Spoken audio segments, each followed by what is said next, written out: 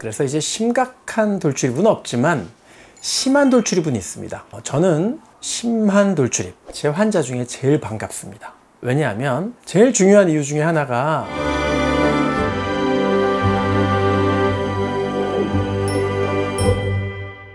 안녕하세요. 서울제일성형외과 한상백 원장입니다.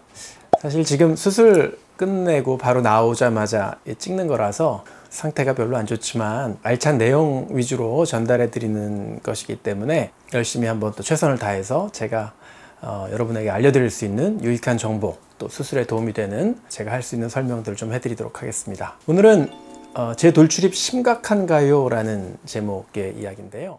제가 온라인으로도 질문 받고 여러 가지 경로를 통해서 이제 질문 받고 대답하고 이런 걸 많이 하는데 그 얘기를 하는 사람들이 많아요. 제 돌출입 심각한가요? 근데 사실 생각해보면 심각할 게 뭐 있어요.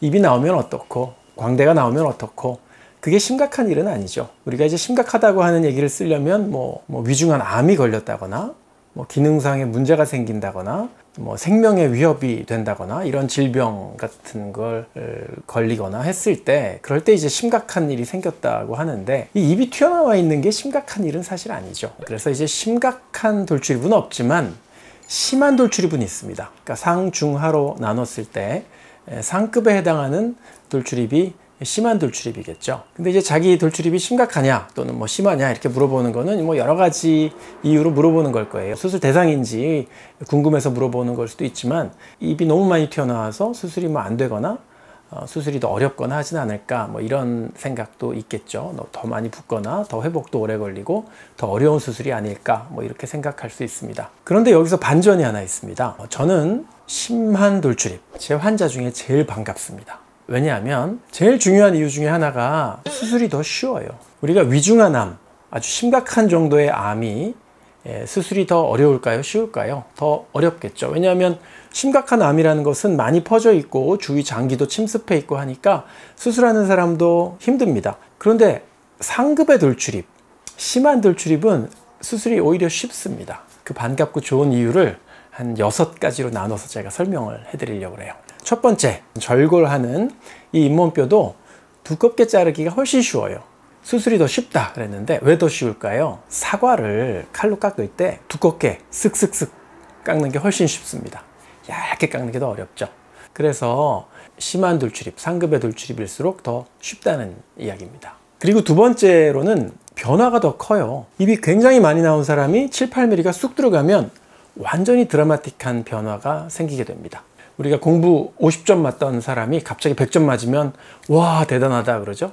90점 맞던 사람이 100점 맞으면 조금 좋아졌네 이렇게 되잖아요. 돌출입도 마찬가지입니다. 갑자기 확 이상적인 얼굴 라인에 가까워지면 훨씬 변화가 크고 드라마틱한 변화를 겪게 되니까 사람들이 다 이제 놀랄 만큼 많이 바뀌고 예뻐지는 것이죠. 세 번째는 치료인 동시에 치유라는 아주 중요한 점이 있습니다.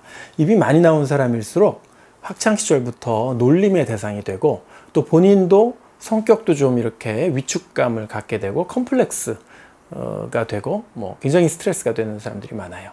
얼마 전에 왔던 남자 환자도 자기 항상 붙어 다니던 별명이 오스트랄로피테쿠스였대요. 어떤 20대 초반의 여성분은 자기 별명이 개구리도 아니고 두꺼비였대요. 개구리는 눈 튀어나온 입 큰 개구리 약간 귀여운 느낌이 좀 있잖아요. 근데 두꺼비였대.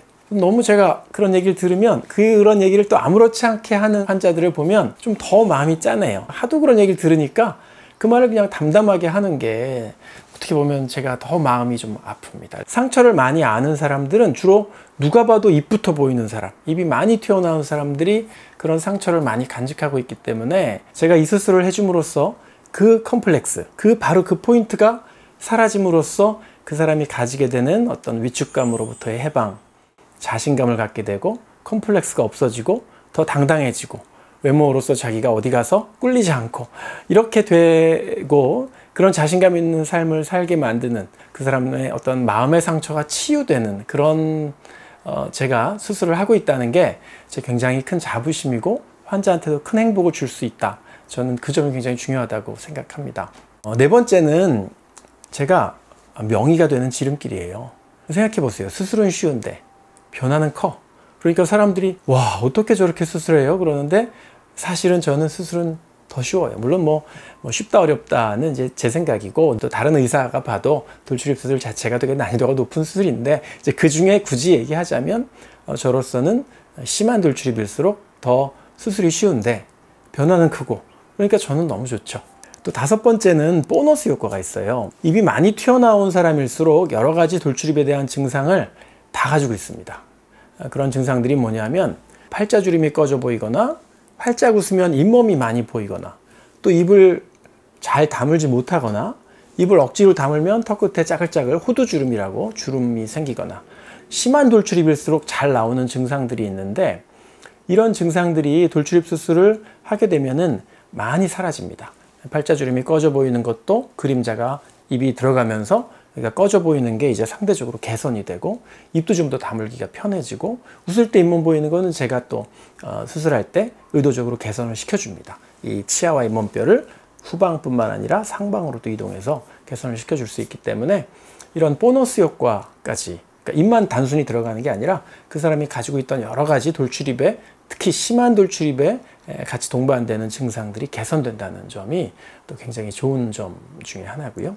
그리고 마지막으로 여섯 번째, 수술 후 마무리 교정이 또 적게 걸려요. 치아를 빼고서는 잇몸뼈를 뒤로 넣는 수술이잖아요. 이 넣을 때 많이 넣게 되면은 이 치아랑 이 치아가 거의 붙어버리겠죠. 조금만 넣으면 발충관이 약간 남겠지만, 얘를 많이 넣으면 치아랑 치아가 붙어버리겠죠, 거의.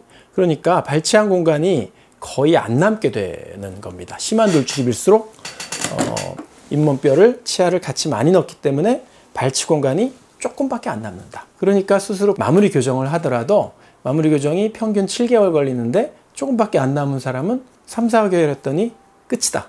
너무 편하죠. 또 심지어는 어떤 사람은 발충관이 너무 조금 남으니까, 그리고 앞니 교합이 대충 잘 맞으니까 그냥 안 하고 그냥 사시기도 해요. 이런 여러 가지 좋은 점이 있어서 이런 심한 돌출입이 저는 제일 반갑고 좋은 환자다, 이렇게 생각할 수 있습니다. 다만 뭐 심한 돌출입이 왔다고 해서 무조건 뭐 수술 다 잘 되고 막 합병증 하나도 없고 제가 뭐 이런 걸 보장한다기보다는, 항상 뭐 수술할 때는 최선의 주의력을 견지를 해서 환자한테 그런 합병증이 생기지 않을 수 있도록, 물론 제가 최선을 다하는 거는 당연한 이야기입니다.